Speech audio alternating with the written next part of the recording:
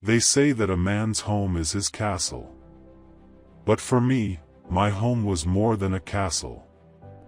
It was my autobiography. It was my soul. I am 74 years old. For 40 years, I worked as a master builder and structural engineer. I didn't just build houses, I built legacies. I knew how to pour concrete so it wouldn't crack in the winter, the exact ratio of aggregate to cement, the way you had to work it in sub-zero temperatures, testing it with your bare hands until you could feel the consistency was right. I knew which timber would hold up a roof for a century and which would rot in a decade. White oak versus red oak. Douglas fir versus pine. The weight of a beam in your hands tells you its story before you ever lift it into place. But as I found out the hard way, you can inspect a building for flaws, but you cannot inspect a human heart, even when that heart belongs to your own son. My wife, Martha, passed away 5 years ago. Since then, I have lived alone in the house we designed together. It sits on 4 acres of land overlooking the lake.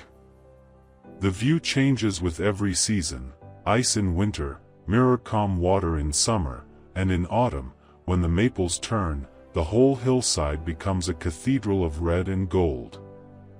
It has hand-carved oak beams that still smell faintly of linseed oil when the afternoon sun hits them just right, a stone fireplace that I laid with my own hands, each river rock selected and placed with intention, fitted together like a three-dimensional puzzle, and a garden that Martha tended to like a child.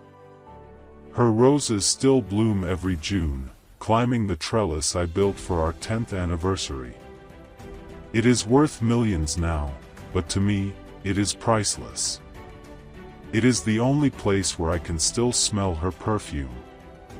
Lavender and vanilla. Sometimes, late at night, when I walk past the linen closet, I swear I catch a whisper of it, and for a moment, she is still here. My son, Jason, was different. He didn't have my hands. His fingers were soft, manicured, built for signing contracts, not splitting wood. He had a silver tongue. He went into investment banking, then real estate development. He drove cars that cost more than my first house, German engineering, leather interiors that smelled like money and emptiness. He wore suits that cost more than my car, tailored wool that whispered when he moved. We weren't close. He always thought I was too simple, too obsessed with dust and wood. He'd say it with a smile, but I heard the contempt underneath. To him, I was a relic, a man who built with his hands in an age of algorithms and leverage. But 6 months ago, that changed. Jason started coming by every Sunday. At first, I was suspicious. But loneliness is a terrible thing. It makes you open doors you should keep locked. It makes you ignore the creak of hinges that sound wrong, the draft coming from a place that shouldn't have a draft. He brought groceries, expensive cuts of meat, imported cheeses, things I would never buy for myself. He mowed the lawn with the precision of someone performing a duty, not an act of love. He sat on the porch and listened to my stories about the old days, nodding in all the right places, his phone face down on the table between us. He told me he was worried about me. "Dad," he said one evening, pouring me a glass of expensive scotch. The amber liquid caught the setting sun, glowing like liquid fire. It tasted like smoke and peat, nothing like the cheap whiskey I usually drank. "This place, it's too big. The stairs are dangerous. The maintenance is too much. I worry about you falling. I worry about you being alone up here." "I built these stairs, Jason," I told him, running my hand along the banister I'd sanded smooth 40 years ago. The wood was worn now, darkened by decades of palms sliding along its length, but it was solid. Not a single creak. They are solid. I'm not an invalid. I know, Dad. But look at this. He pulled out a brochure. It was glossy, heavy paper stock, the kind that felt expensive between your fingers. It was for a luxury senior living complex called the Gilded Horizon.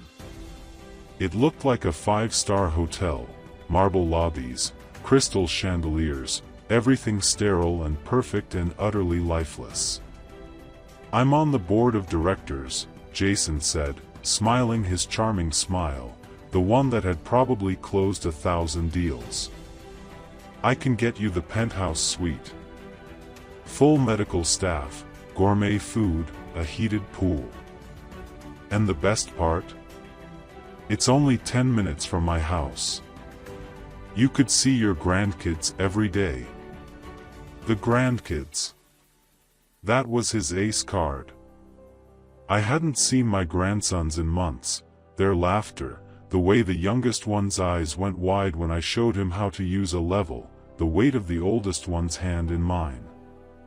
The idea of being close to them, of being a real grandfather again, softened the cement around my heart. I don't know, Jason, I said, looking out at the lake. The water was dark now, reflecting the first stars. A loon called in the distance, its cry lonely and ancient.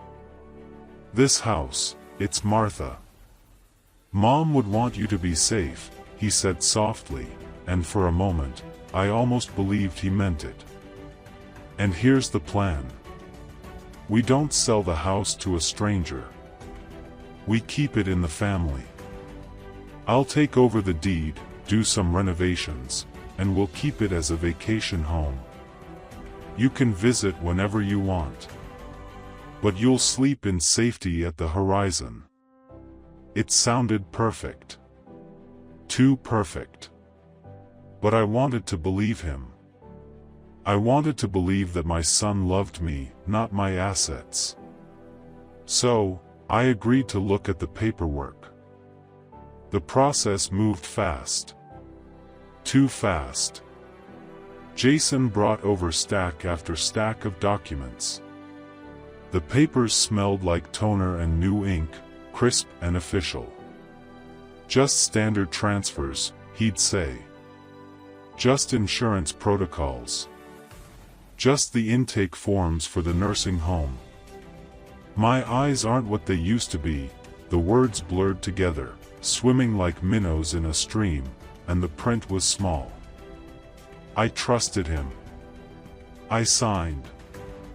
Each time the pen touched paper, I felt a small tremor in my chest, an instinct I ignored. That tremor, I would learn, was the sound of a foundation beginning to crack. The turning point happened on a rainy Wednesday. The sky was the color of wet concrete, heavy and low. I needed to go to the hardware store in town to buy a specific hinge for the back gate, a 3-inch brass hinge, the old kind they don't make anymore.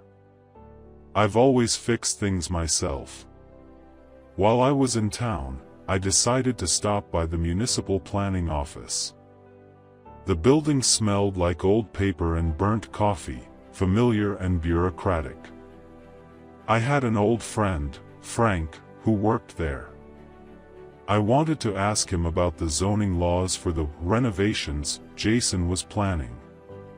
I wanted to make sure my son wasn't going to ruin Martha's garden, wasn't going to tear out the beds she'd planted with such care, the perennials that came back year after year like promises kept. I walked into the office, shaking off my umbrella. Water pooled on the linoleum floor, each drop spreading into the other. The young woman at the front desk didn't know me, but she looked up the address when I asked. Her fingers clicked across the keyboard, a sound like rain on a tin roof. "Oh, The property on Lakeside Drive, she said, typing on her computer. Yes, the demolition permit was approved yesterday. The world stopped spinning. The fluorescent lights above me suddenly seemed too bright, buzzing like angry wasps. "I'm sorry," I whispered. My mouth was dry, tasting of copper and fear. "Did you say, demolition?" "Yes, sir," she said, turning the screen toward me. The words glowed there, cold and official. Total demolition of existing structures. To be replaced by a 20-unit luxury condo complex. The zoning change was very controversial, but the owner pushed it through. The owner? Yes. Jason Miller. He acquired full title last week via a quitclaim deed and a power of attorney due to the previous owner's medical incapacity. I felt like I had been hit in the chest with a sledgehammer. The air left my lungs. My vision narrowed to a tunnel. Medical incapacity? Yes, she said, looking at me with confusion, perhaps pity. The file says the father, that must be you, has advanced dementia and was declared legally incompetent to manage his affairs. That's why the transfer didn't require a notary witness in person, just the medical sign-off. I stood there, gripping the counter to keep from falling. The formica was cold under my palms, smooth and impersonal. My son hadn't just stolen my house. He had stolen my mind. He had told the government, the bank, and the law that I was crazy. That I didn't exist as a person anymore. That the man who had built 100 homes, who had engineered structures that still stood proud after decades, was now nothing more than a broken shell. "Sir? Are you okay?" the woman asked. Her voice seemed to come from very far away. "I need a copy of that file," I said. My voice was steady, colder than the rain outside, colder than the concrete I used to pour in January. "I need everything." I took the papers. They felt heavy in my hands, heavier than any beam I'd ever carried, and sat in my truck for an hour. The rain drummed on the roof, a sound I usually found comforting. Not today. I read through them. There was a signature from a doctor I had never met, a Dr. Eris Thorne. The signature was a flourish of ink, confident and false. He claimed he had evaluated me. He claimed I didn't know what year it was. He claimed I couldn't feed myself. And there, stapled to the back, was the plan. My house, my beautiful hand-built house, was going to be bulldozed in 2 weeks. Martha's garden would be a parking lot. The oak beams would be splinters. The fireplace would be rubble. Everything I had built, everything I had been, would be erased. I didn't go home. I went to a store and bought a digital voice recorder, a small black device that fit in my palm like a stone. Then I went to the bank, not my usual branch, but the main office downtown. The building was all glass and steel, cold and modern. I asked to speak to the fraud department. I told them everything. But they told me that because the power of attorney was valid on paper, freezing the assets would take time. Time. I didn't have time. The demolition was scheduled. I needed proof. I needed a confession. I went back to my house. It felt different now. It felt like a crime scene, every corner a potential piece of evidence. The familiar warmth was gone, replaced by something hollow. I sat in Martha's chair, the fabric worn smooth where she used to rest her arms, a faint depression in the cushion that still held the memory of her shape, and waited. I texted Jason. "Come over for dinner tonight. I'm making your favorite roast. We need to celebrate the move." He replied instantly. "On my way, Dad." When he arrived, he was practically glowing. He brought a bottle of champagne, expensive, French, the label elegant and mocking. He looked around the living room like a shark looking at a seal, his eyes calculating square footage, potential value, return on investment. "Smells great, Dad," he said, loosening his tie. The silk whispered as it slid through his collar. "So, you're ready? The movers are coming on Monday." I touched the recorder in my pocket. It was running, warm against my thigh, a small weapon loaded with truth. I said, limping slightly, playing the part he wanted me to play. I'm a bit confused about the paperwork, Jason." He sighed, a sound of exaggerated patience, the kind you'd use with a child or a dog. "Dad, we went over this. It's all done.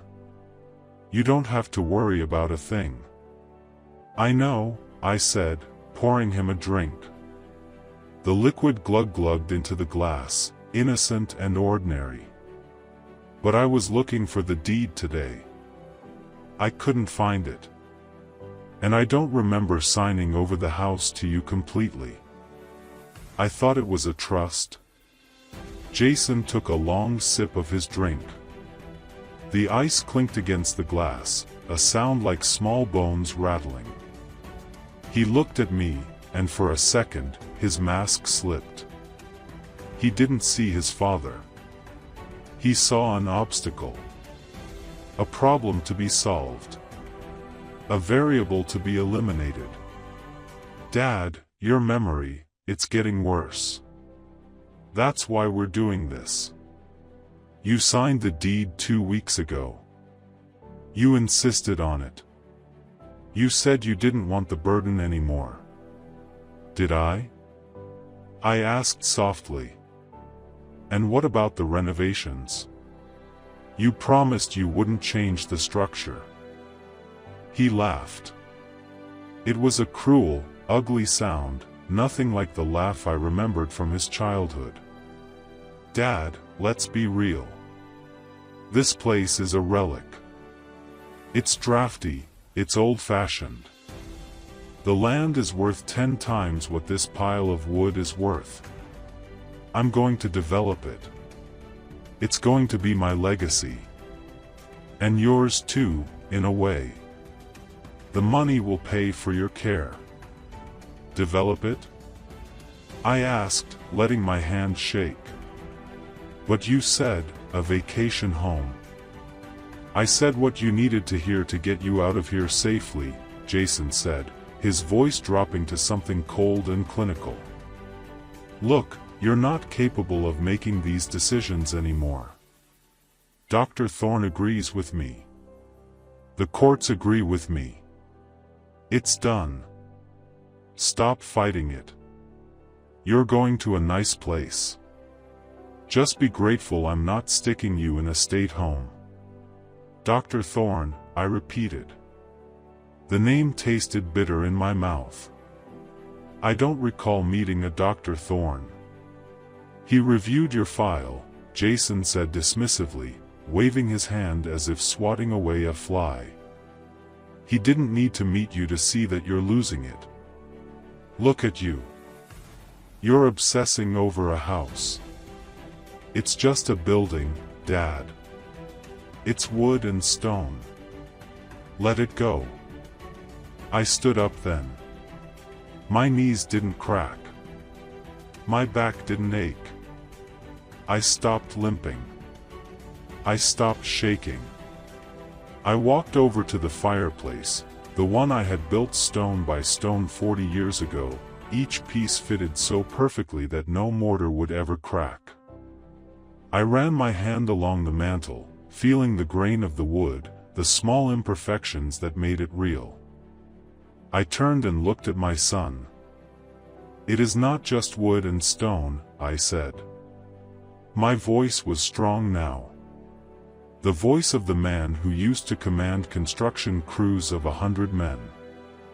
The voice that could be heard over the scream of circular saws and the thunder of jackhammers. It is the foundation of this family. A foundation you just cracked. Jason looked confused. "Dad?" "I went to the planning office today, Jason. I saw the demolition permit. I saw the fake medical report. And I know about the condos." Jason's face went pale, then red, blood rushing to his cheeks like a guilty flush. He stood up aggressively, his chair scraping against the hardwood floor I'd laid by hand. You went into town. You shouldn't be driving. See? This proves it. You're a danger to yourself. Sit down, I barked. It was a command, not a request. The same tone I'd used when a green worker was about to make a mistake that could cost him his life. He flinched, some deep childhood instinct still responding to his father's authority. "You forged a medical diagnosis," I said, each word deliberate, measured, like nails being driven home. "You bribed a doctor. You lied to the government. And you tried to gaslight your own father into thinking he was losing his mind. Do you know what that is, Jason? That isn't business. That is a felony. That is conspiracy. That is fraud. You can't prove anything," Jason sneered, though sweat was beading on his forehead, catching the lamplight like tiny accusations. "Who are they going to believe? A successful developer or a senile old man? I have the power of attorney. I own this house. You're trespassing." "Actually," I said, pulling the recorder from my pocket and holding it up. The little red light was blinking steadily, a heartbeat of justice. "I think the district attorney will believe this. And he will certainly be interested in Dr. Thorne's practice. I wonder how many other elderly people he has declared incompetent for a fee." Jason stared at the device. The arrogance drained out of him like water from a broken pipe, leaving nothing but fear. Raw, animal fear. He lunged for me, his expensive shoes sliding on the floor. But I was a builder. I was strong. 74 years old, but still strong. Decades of lifting beams and mixing concrete and climbing scaffolds had left me with a core of iron.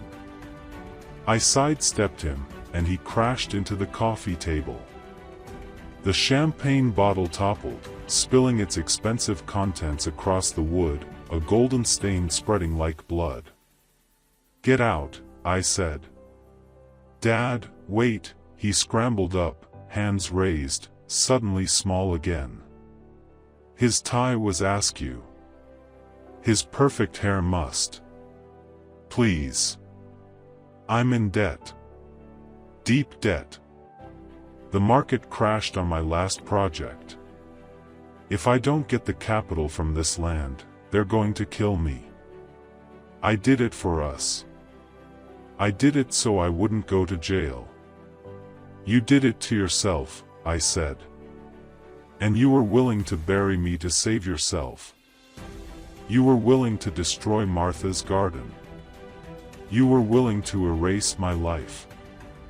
You were willing to tell the world that your father, the man who taught you to ride a bike, who paid for your education, who held you when you were afraid of thunderstorms, was nothing but a mindless shell. I'm your son," he screamed, and for a moment, I heard the boy he used to be. The boy who cried when his hamster died. The boy who brought me drawings of houses he wanted to build together. No, I said, walking to the door and opening it. The rain was pouring down, cold and cleansing, washing away the last of my illusions. My son died when he decided that money was worth more than his father's dignity. You are just a trespasser. And if you are not off my property in 1 minute, I am calling the police. Actually, I'm calling them anyway. He ran. He ran to his fancy car, his shoes splashing through puddles, and sped off into the night. His taillights disappeared into the rain, red eyes fading into nothing. I sat back down in my chair. The house was quiet. The rain tapped against the sturdy roof I had built, each shingle laid with care, overlapping in perfect sequence to keep the water out. I was shaking now, not from age, but from rage and grief. The adrenaline was leaving my system, replaced by a profound exhaustion. I called my old friend Frank. I called a lawyer. The next few months were a war. But I had the tape. I had the documents from the planning office. The investigation revealed that Dr. Thorne had done this 12 times before, 12 other families destroyed, 12 other elderly people robbed of their autonomy and their assets. He is in prison now, and I hope he rots there. Jason, my Jason. He was arrested 3 days later. He was charged with elder abuse, grand larceny, and fraud. He pleaded guilty to avoid a longer sentence. He is serving 8 years. I visited him once, behind the glass. The visiting room smelled like disinfectant and despair. He looked small. He looked like the little boy who used to follow me around the job sites, holding a plastic hammer, pretending to help. His jumpsuit was too big. His hands shook. He cried. He asked for forgiveness. I forgive you, I told him. And I meant it. Holding on to hate is like drinking poison and expecting the other person to die. I learned that from Martha. She was always wiser than me about matters of the heart. But forgiveness doesn't rebuild a foundation, Jason. Once the trust is broken, once the load-bearing walls are compromised, the structure is condemned. You can patch it. You can paint over it. But it will never hold weight again. I am still in my house. I revoked the power of attorney. I put the property into a true trust, one controlled by a reputable firm, with strict instructions that it can never be sold, only donated to a nature conservancy when I pass. The land will remain wild. The house will stand until time takes it, not greed. I sit on my porch in the evenings. I look at the lake. The water changes color with the light, silver in the morning, gold at sunset, black at night. I am alone, yes. The silence is heavy sometimes, pressing against my chest like a weight. But it is a clean silence. It is the silence of a man who stood his ground. I kept my home. I kept my mind. And most importantly, I kept my self-respect. They tried to say I was weak. They tried to say I was finished. But they forgot one thing: you never try to tear down a house when the builder is still living inside. And a good builder knows that the strongest structures aren't the ones that never face storms, they're the ones that stand firm when the winds come howling. I built this house to last. I built myself the same way. The oak beams still smell of linseed oil. Martha's roses still bloom. And I am still here, watching over it all, a sentry guarding what cannot be replaced.